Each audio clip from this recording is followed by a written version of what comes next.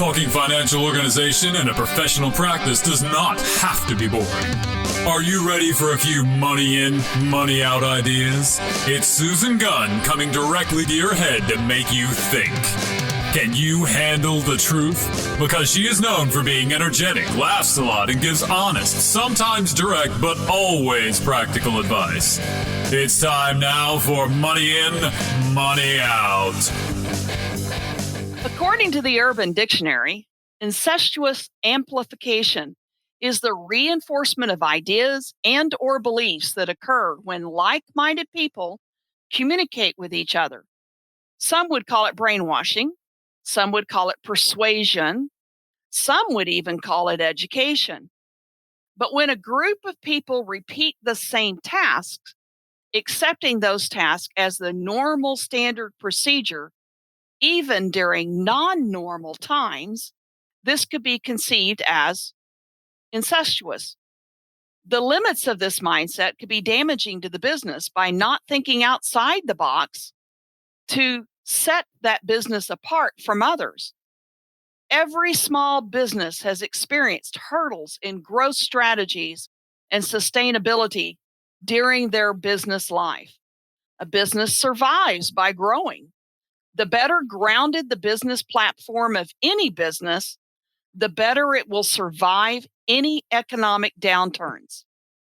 2020, oh my gosh, 2020 is no exception. The key to surviving these economic downturns is being willing to look outside the box, to have value-added business strategies. I have a friend I'm very proud of that has done just that the last 15 years. Teenya Blanchard is my guest today, and she is the owner of an amazing boutique store called Jazzy Jems here in Arlington. Well, now Pantego, right? I have to get the designation right. But Teenya exemplifies the model to me, and has, as long as we've known each other, of changing and evolving her business as the hurdles have come up and as business models have changed. Teenya has always been willing to take a look and to see how she can better model her business. She's not been stuck in concrete and has been unwilling to change. No, that's not Teenya anyway. But Teenya is on the forefront, is change. That's her. That's just her personality too, by the way. She doesn't like to sit still. That's a pretty good thing. And your business won't sit still as a point of that, right? Correct. Yeah. So Teenya, say hi. Hello. So you'll love Teenya because she's got that Southern good accent that I get comments on for me. So we're just going to have a good old Southern talk with each other. Teenya, tell me a little bit about how you decided to go into business. Well, my education many, many years ago, and we won't say how long, but my degree was in fashion merchandising with a minor in management. And at that time, I got out of school and I thought I was just going to set the world on fire. And I learned real quick that it took money to do that. And I didn't have the money to start a business. And the phone company decided that I had something that they wanted. And so they hired me. And I went to work for the phone company for a very long time. When my division closed, I started thinking about what did I want to be when I grew up. And I started going to market and buying jewelry. And I was kind of that person who was like, jewelry, and kind of, out of the trunk of my car and that kind of thing. And at that point in time, home shows weren't really a big thing other than maybe in Tupperware and Amway, that kind of thing. And so I started doing home shows with my jewelry. And that kind of progressed. And from there, I decided that, American Airlines and Southwest and Delta, we were all sitting right here in the Metroplex, and they would allow vendors to come in. So I started doing that, and I started hiring a couple of employees. to go and set up a jewelry table and those different avenues. And that worked out. And the business started growing. And a real good friend of mine said, "You need a store." And I was thinking about, I wanted a store, and I had started, and I had worked hard, and I had been saving this money, so I could get in a store. And so I started out in vignettes, kind of like not antique malls, but something similar to, which we still have today in Gracie Lane and the Painted Tree, different places like that. I'm sure everybody has those in their town where there's different vendors in there, but they're selling new merchandise. So I did that for about 2 or 3 years. And then I opened up my first store in Arlington. I opened up another store in Fort Worth. And the ball kind of just started rolling. And so now, uh, 15 years later, I'm in a store. Here I am today. And it just continues to change and evolve. And what a brick and mortar is today is not what a brick and mortar was 15 years ago. Yeah, no kidding. Talk about change.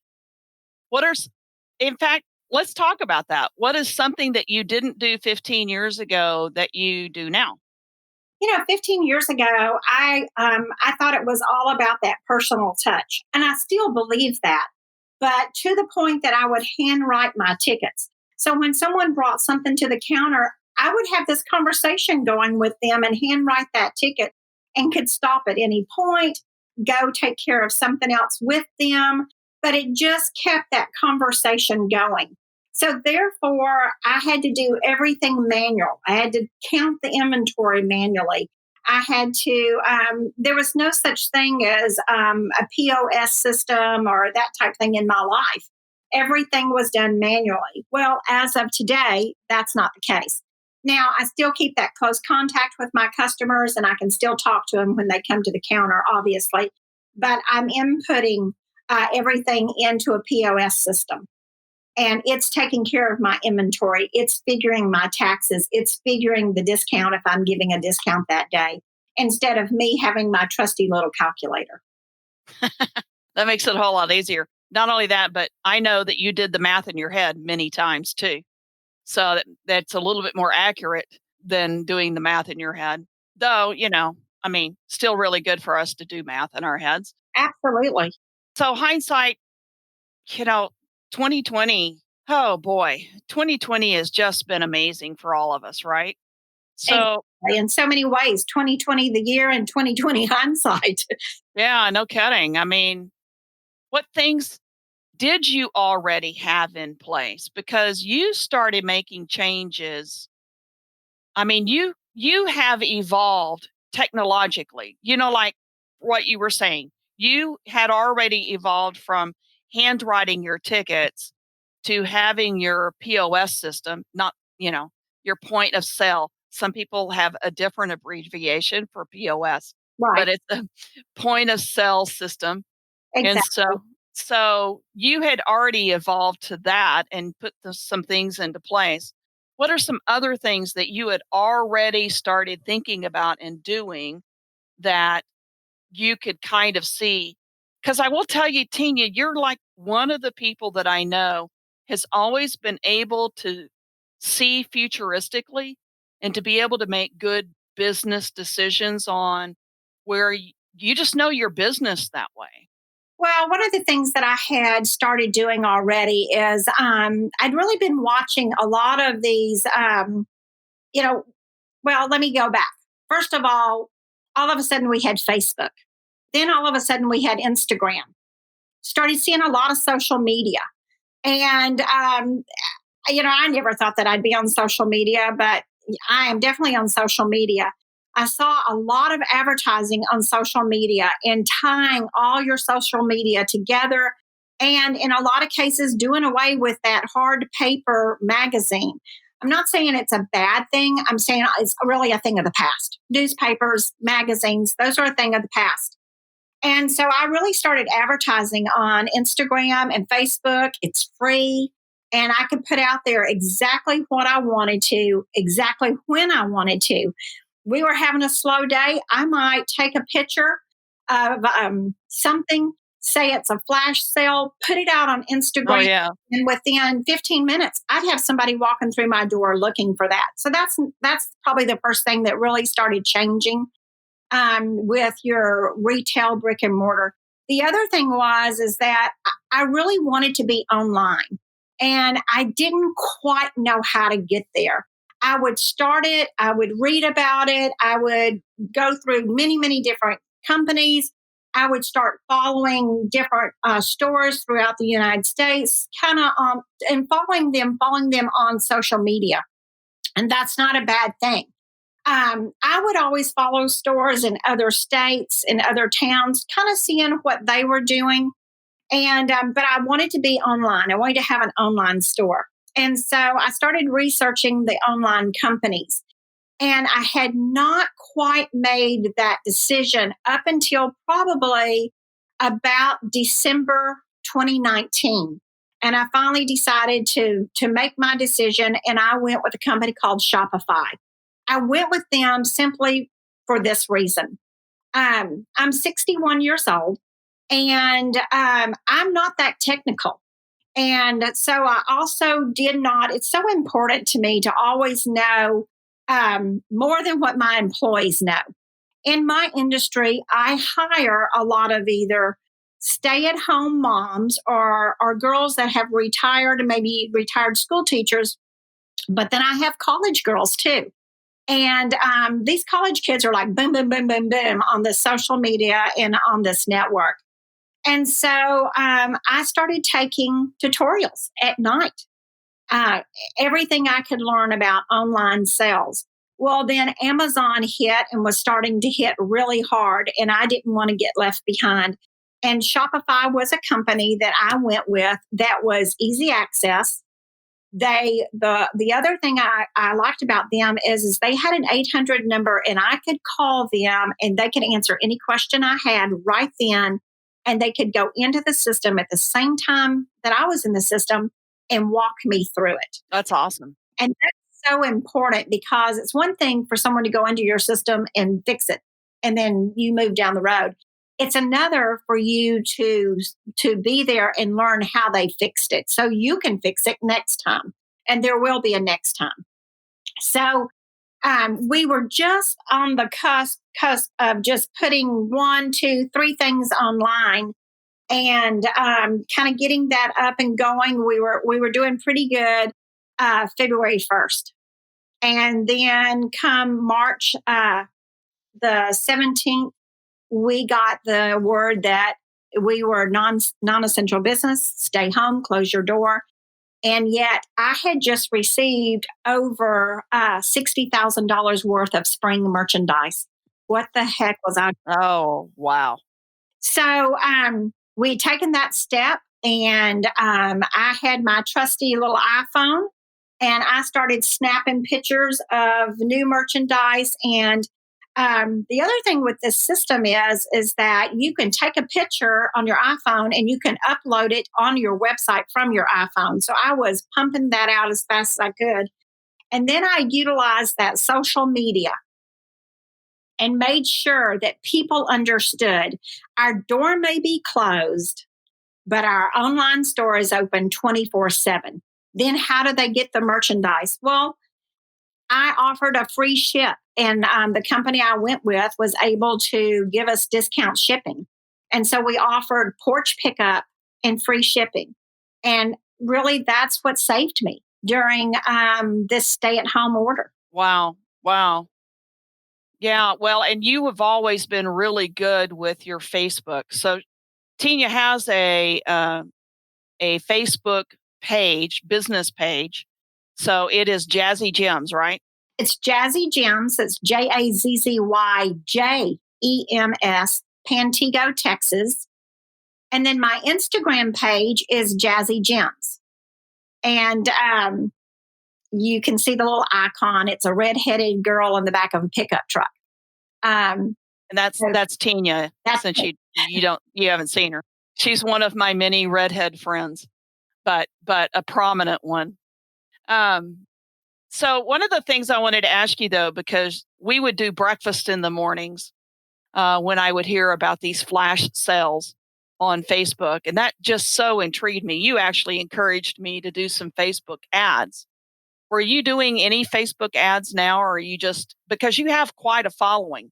You developed a big following to your social media pages. Yes. Yeah. Tell me how you did that. Well, one of the things I did was on Facebook, and I would have flash sales. Yes, I would say you can do advertising on Facebook, but the best advertising you have is yourself on Facebook. Put a face with a name so you can video, yourself saying, "Hey, we're having a flash sale." But the other thing on how to grow that Facebook page is do something along the lines of have a contest.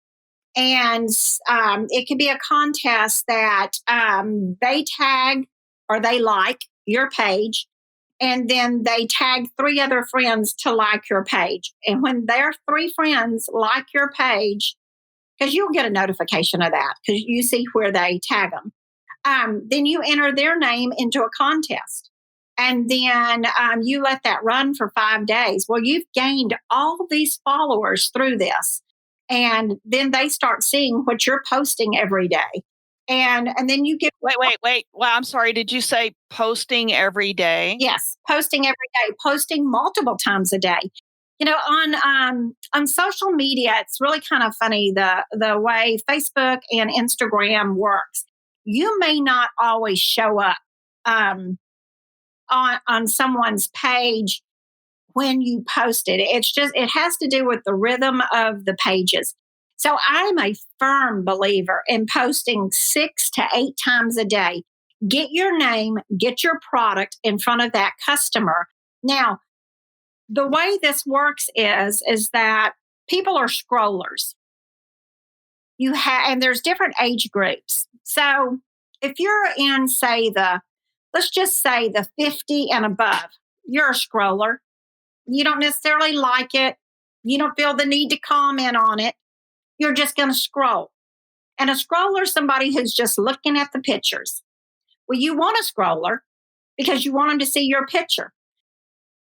Probably, I would say the 35 to 50 range, they're likers. I'm going to like that. They're going to click their little like button. I'm going to like that. I'm going to like that. I'm going to like that. And then younger, they're going to be commenters. Cool, way to go. I want that. And they'll tag their friend. All of that's good. Don't judge your page by how many likes you get. A like and a follower are two different things. And really hear me on that. A like and a follower. You want lots of followers because you're getting your name in front of lots of people. But if you only get 15 likes per picture, that doesn't mean that only 15 people liked it. That just means 15 people felt the need to hit the like button or to comment. But all of the other people saw the picture because remember, they're scrollers. But they only scroll so far. So that's why it's important to post 6 to 8 times a day, not 6 and 8 times in a row and then stop. Don't get up in the morning at 7 o'clock and I got to post 8 things. Boom, boom, boom, boom, boom. Because those 8 things then will only really kind of show up in a grouping. And what you want to do is you want it to be in front of people all during the course of the day. And that's really, Susan, kind of what I found is through the course of the day, if I would post, because, think about it, maybe you only look at your phone because you're so busy at 7 in the morning. And then when you sit down at 6 or 7 at night, a teenager or a college student, well, they may scroll during every class they have. We don't know really. And there are studies and statistics that say that people look at their phone at 7, 3, and 10. So, but I just, let's just hit all the groups and do it 6 to 8 times a day, all during the course of the day. Wow.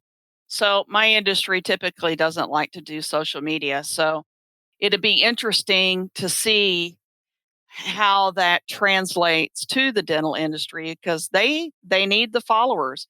I still know dentists that say they don't want to do any social media, which, I have friends that are in marketing and they know that I am not a fan of social media, but it's the necessary part of business now. You can't do away with it. It's like, I remember when software, you were talking about your Shopify. I remember when technology just came about for dentists and they said they didn't want to do the calendar with the practice management software. So, and yet here we are, we're so dependent upon technology. It is not, like you said, it's not going away. So let's use it to our benefit.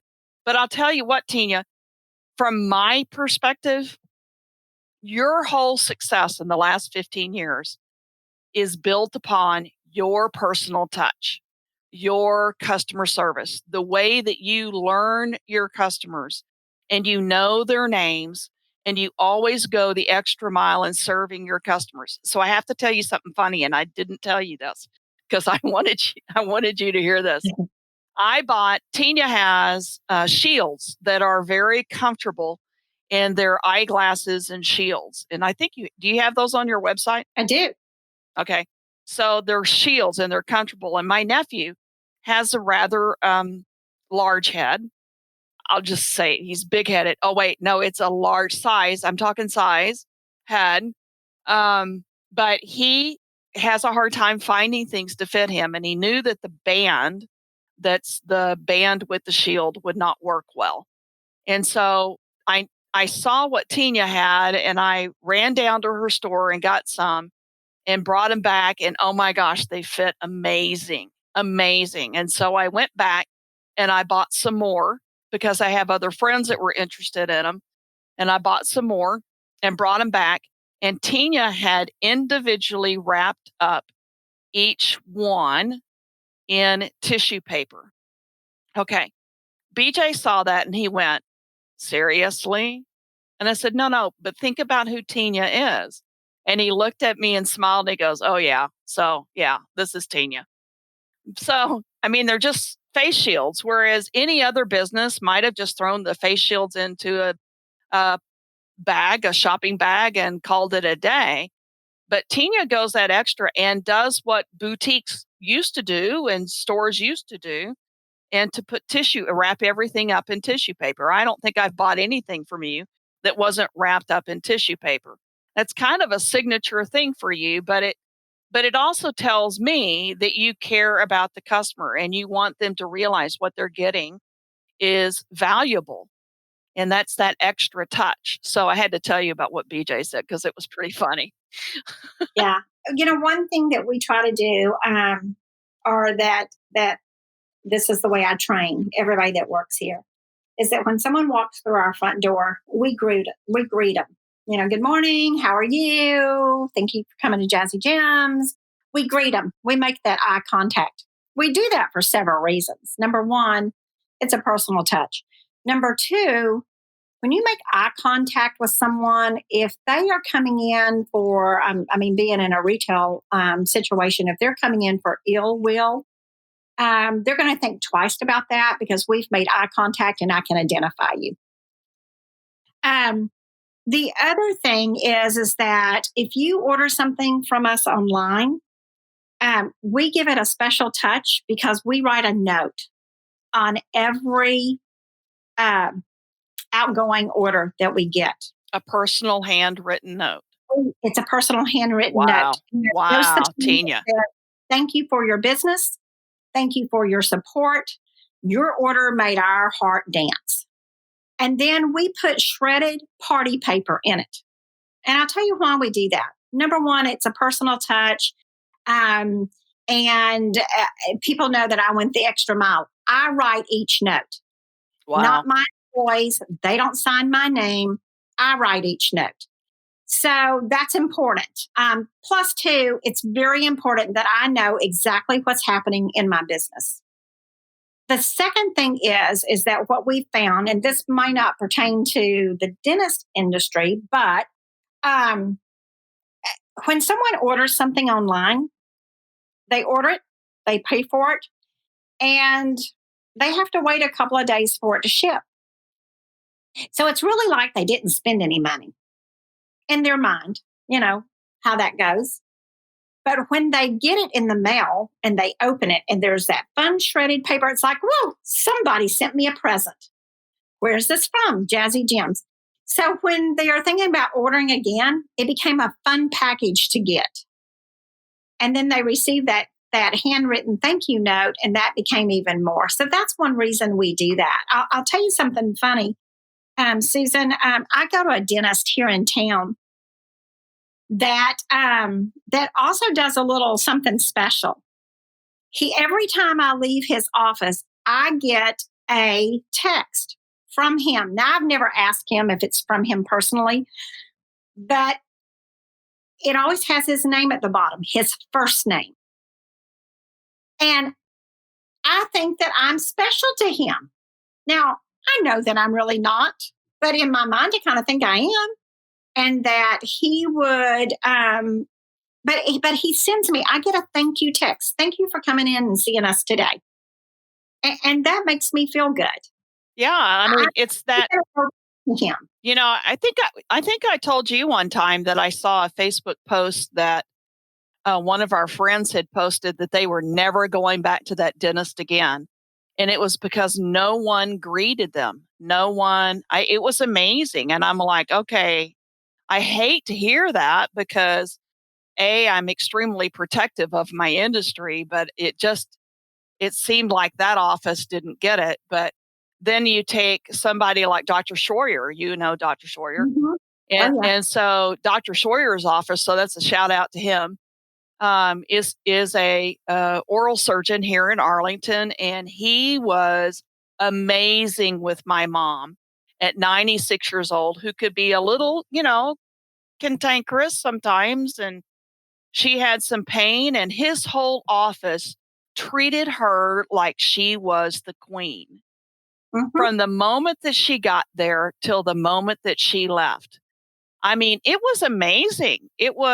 And that's exactly how people feel when they go into your business. Now, you and I know each other, so they always greet me by name, but I watched you do it. The other day when I was there picking up the mask, I watched you do it with other people and greeting them by name. And they were all real excited, and you talked to everybody and checked in with them and asked about kids. And that, in the midst of social media, that personal touch cannot be lost. We cannot say we care about people on social media and then not greet them when they come into the practice. That's correct. Yeah. So, because actions speak louder than words, right? Right. And you know what? It goes even further than that, Susan. Right now, during the COVID-19, we've all wanted that personal connection with somebody. I mean, I love my husband, and I'm glad that he's still talking to me through all this. But really, frankly, I want to talk to somebody else. And I get that from my customers when they do come in. And here in Texas, we have to wear a mask every place we go. They want that personal connection again because we have been so isolated for a while. And I do think that's really important. So in the midst of that, as Daddy used to tell me all the time, head down, plow ahead. Mm-hmm. You just have to stay focused on your business. And do you give much credence to your competitors? Yes and no. I'm very protective of my business, as you well know. But I don't, I know that I'm going to keep my head down and I'm going to trudge forward doing what I'm doing. And if I get so caught up in what everybody else is doing, I'm unable to do a good job. So there you go. I say, but yes, I want to know what they're doing. Although I'm in the Metroplex, I'm in a town called Pantego, which is about 5 streets in the middle of Arlington, Texas. But I don't want to sell. And I think this is one thing that has always made me last as long as I have. I don't want to sell the same thing that Susie Q 1 block from me has, and that Johnny Joe has a mile from me, and somebody else has 5 blocks from me. It's really important that I try to be a little bit different. So, giving them, a little credence, maybe I do like to know, that we're not all selling the same thing, because all that turns into is a pricing war, and I don't have time or energy anymore in my life to do that. But no, I don't, really care what they're doing and how they're operating and running their business. I'm more concerned with how I'm running my business and doing it the most professional way that I can. Right. Well, you have found your niche. You have found your lane, so to speak, is what we call it in the speaker world. You found your lane and you've stuck to it, and you've developed your niche to encase what you want to carry in your store. And I mean, even that's evolved through Yeah. the years, because you went through a gift kind of a gift trend, a heavy gift trend for a while, and now you've scaled that back. And Mhm. so you have always looked at what you're carrying and seen what the market has demanded or Right. wanted. And done my homework. Yeah, you did your homework. So Yeah. you've been a good business owner example. What a concept. Well, thank you. How do you handle customer complaints? Very gently. Um, I'm of the old school that you say the customer's always right, but I always want them leaving my store feeling like the issue was resolved. My biggest complaint is this. When I started my business, I started out with what's called a boutique policy, and that's all sales are final. Make your choice wisely, because it's not going to come back to Jazzy Jems. And why did I do that? Well, I'm a small boutique. I'm not Dillard's, and I can't house a warehouse full of returned items. And in a boutique situation, the merchandise moves very quickly. So I adopted that policy. All sales are final. That's probably the biggest complaint I get is, well, I could buy more from you, but all sales are final. I could buy this for my granddaughter and send it to her to college, but all sales are final. And in some cases, I've had to say to the customer, "You're right. I understand it is very hard to do that, and so I would suggest you may not buy your granddaughter clothes. Maybe you buy her a bracelet or a necklace, because I know it's hard for you to fit them. But I handle it as gently as possible. There are always an exception to every rule. And the way I've handled that is that I own Jazzy Jems, and I will make the exception. However, my employees, it is a hard, fast rule. All sales are final.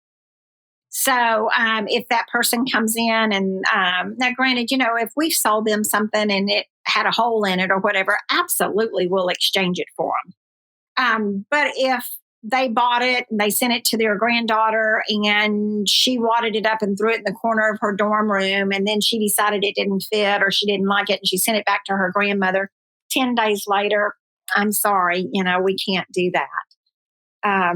So I say again, I just do it very gently, and I try to handle it the best way I can, and every situation's different.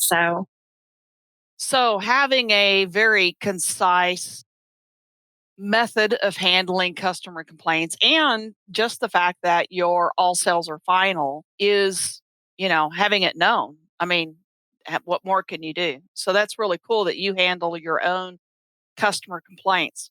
So kind of in a wrapping up, it'd be a long wrapping up, but kind of in a wrapping up, if you could tell the listeners 3 key points in how to survive this economic downturn, what would it be? um, the first one is be flexible.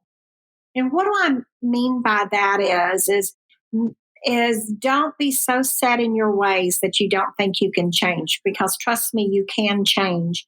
And look at areas that you can change. Look at areas on how you can downsize to to keep up with your profit margins. I'm not saying cut your employees, because nobody ever wants to cut their employees out, but realign your business. Be very hands on with your business. Sit down with your accountant and look at areas that you can cut your business. If you're using I'm, I'm, I'm AT&T. That's where I worked forever. But there's a reseller that has a wonderful reputation and you can cut that cost, cut that cost. Do you really need to be a membership of something that you subscribe to for your business? So, in other words, do you need to take out 10 different magazines to have in your lobby? No, you don't. Cut that. I had a dentist that called me. She's a podcast listener. So hey, here's your shout out, Anna. Called me and said that she had already saved. I think it was her. She had already saved $1,700 the first month of the pandemic because she finally had time to review her QuickBooks profit and loss statement to find out some of the expenses they had been having that she had no idea had been happening. And so she was really proud of herself, and she should be, for looking at her statement and finding those areas that can be cut. Absolutely. One of the areas that we cut was our phone line system. We'd always had a dedicated landline, and we didn't really need a dedicated landline when you can now have internet service, and it's wireless. You don't have to have a dedicated line. You can also have a cell phone. Most businesses today, and this was something I learned, are going to utilizing cell phones for their businesses. The receptionist is sitting there answering a cell phone. And the way that cuts the cost is the owner holds the main phone, and then there's called friends and family, and you get additional phones for $10. So, we looked at everything. We became very inventive just on how we did and cut our cost. We looked at different electric companies. We looked at so many different, we looked at, instead of calling the office supply to get our padded envelopes that were costing me $5 each, I went to Dollar Tree. I got the same padded envelope for $1. So, was that convenient that I had to get in my car and chase them down? No, but it was a whole lot better cutting that cost. Yeah, I'll tell you. And in fact, my nephew has been working out of the house for his college, and they don't supply a telephone for them when they're working out of the house. And so many of the people that have been in the same situation haven't really known what to do, but he got a Google phone number. And so he could hook up his cell phone number and Google would assign a telephone number so that he could give that telephone number out to the students and the staff, and then they would call that number and it would ring his cell phone. And so that's also because I know lots of practices have a cell phone number that people will use, but if you could just reassign it with whoever has after hours duty to be able to have a Google phone number, that'd be awesome. And then you don't have to change it in the system, and you just reassign the number to a different cell phone number, whatever. Creative. Yeah.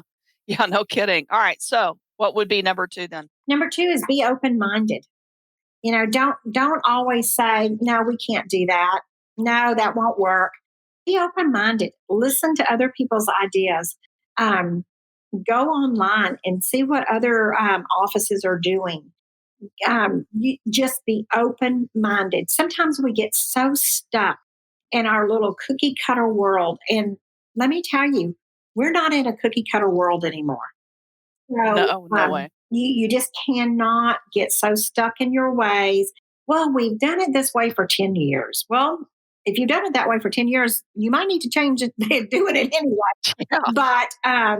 But just be open minded and take a look at everything you do and then listen.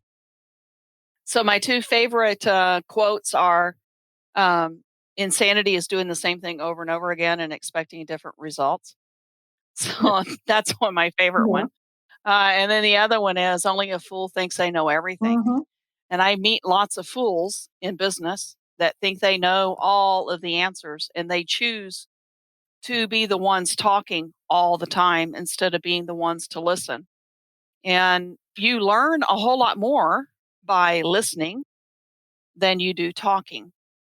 And so I agree, Tanya. I mean, I think we have to be open minded and we have to be open minded listeners. And, as you're listening and you have an open mind, you'll take the things that apply to your business, just like these podcasts, that I do. Not everything applies to everybody for every podcast. And every podcast, some people may want to listen to it and others will. But I think it's interesting to always look at the statistics of which ones download more than others. And that tells me what they're thinking, but only a fool thinks they know everything. You can learn something. In fact, when I first learned technology back when it was DOS and when Windows 3.1 came out, which was, a long time ago, I got a membership at CompUSA and they had basic, intermediate, and advanced courses. And it was before I actually started teaching there. But I took basic, intermediate, and advanced for every single application like Word and Excel and PowerPoint, even if I knew Excel, which I did. I knew the basics because it was Windows 3.1. I knew the basics of Word, but I wanted to learn what I could that presented that foundation. And so if there's a software that you guys don't know, don't assume you know everything there is to know about the software. Learn as much as you can about that. Learning is one of the things we need to continue doing until, they put us 6 feet under. So then you have a third point. I do have a third point, and that's we're never too old to change. And the second half of that is that we're never too old to change, and we can learn so much from others. But just remember, you always want to have your finger and know everything that's going on in your business. Because if you don't, and this is such a good example, is when COVID-19 hit, um, I, I had to operate my business out of my home. And I couldn't have my employees come and help me do and set up and everything. And we weren't so advanced, or I wasn't so advanced in this, that we could all work remotely from home. I mean, how many people does it take to pack a package kind of thing? And if I had not known, if I had assigned Chelsea to doing the online store and just kind of overseeing, but not sitting there and doing it with her, I would have been a world of hurt.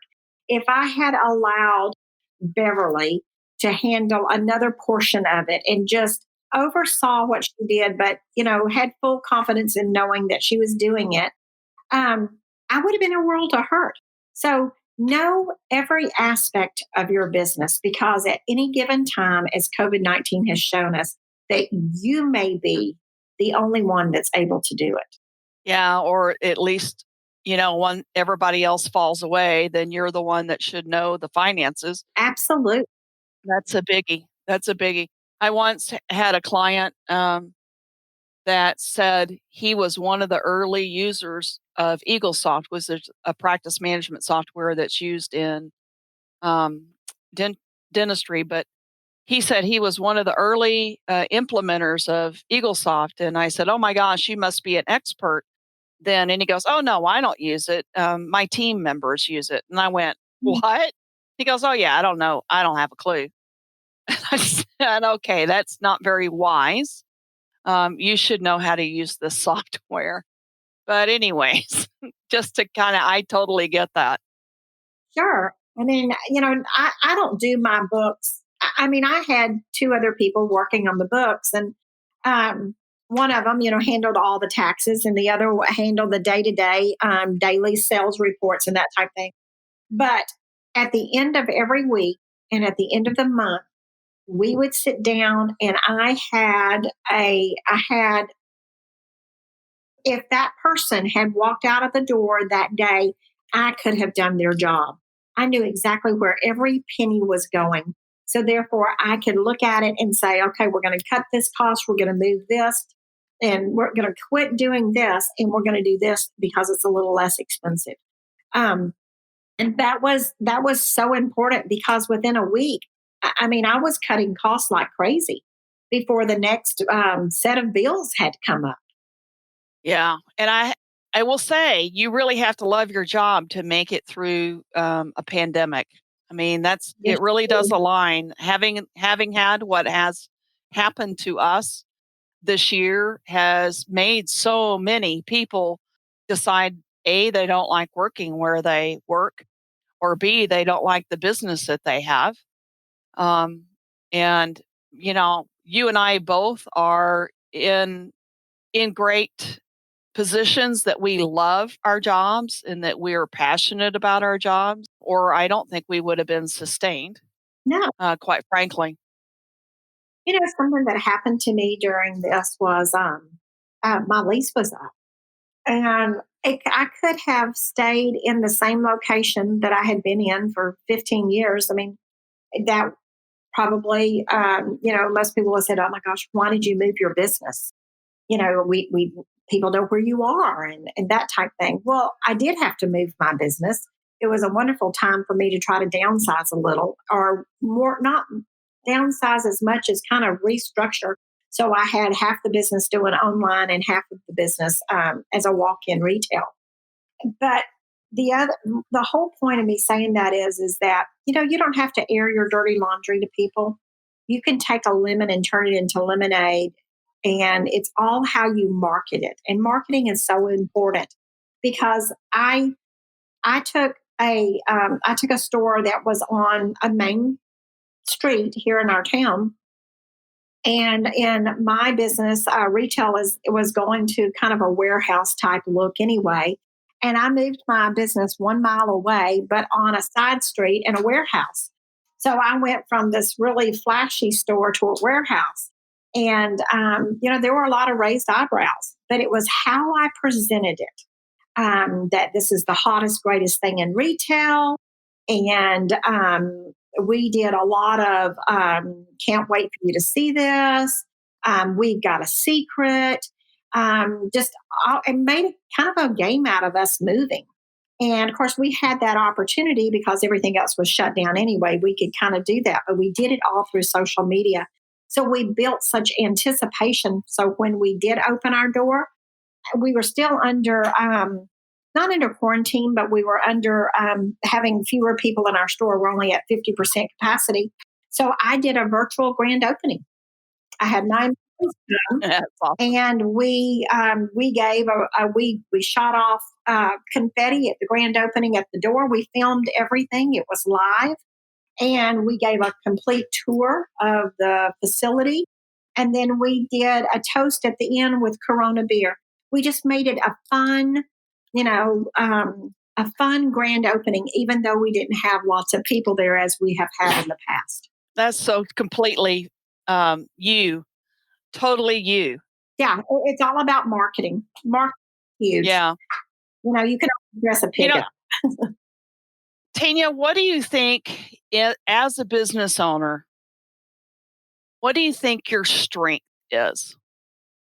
If you were to pick, that one thing that has really made you for the last 15 years, and it's really at the core of who you are as a business owner. What do you think that is?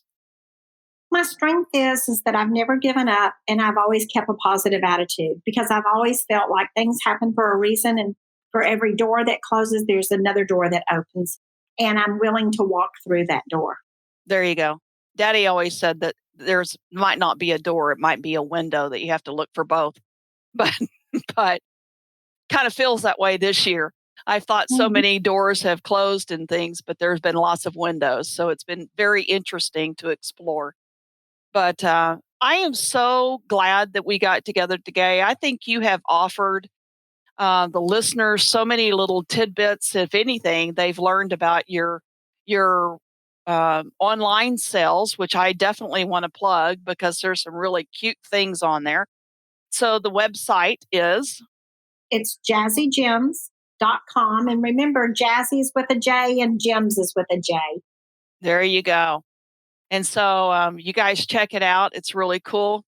And Teenya is, again, I mean, when I walked into the store and I said, seriously, I want you on my podcast, she was like, oh, I don't know. I don't think I have anything to say. But I've listened to her business ideas and watched her business evolve and grow and change and be flexible.